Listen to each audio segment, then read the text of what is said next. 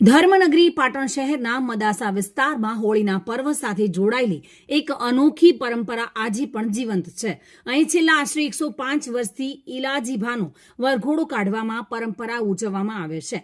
બાળકો, યુવાનો અને વડીલો સાથે મળીને આ અનોખી લોક પરંપરાને ઉત્સાહભેર ઉજવે છે.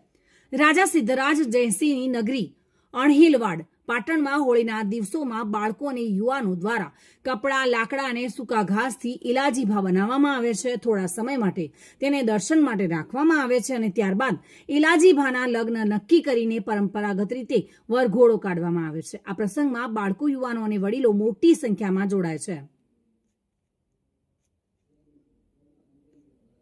જોકે નવા લગ્ન કરેલા દંપતી તેમજ તાજેતરમાં જન્મેલા બાળકોના માતા પિતા પણ બાધા રાખીને ઇલાજીભાના દર્શન કરવા આવે છે.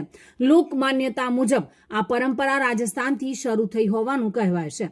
હોળિકા અને પ્રહલાદની કથા સાથે જોડાયેલી આ પરંપરામાં ઇલાજીભાના જીવનચક્રને પ્રતિકાત્મક રીતે દર્શાવવામાં આવે છે.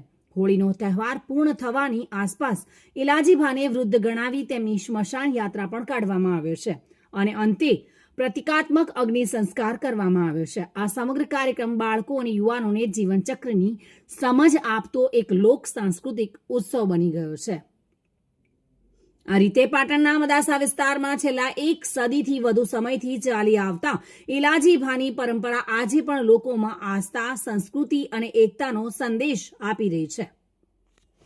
દિગ્નેશ સુથાર સાથે bureau report, today Gujarati news.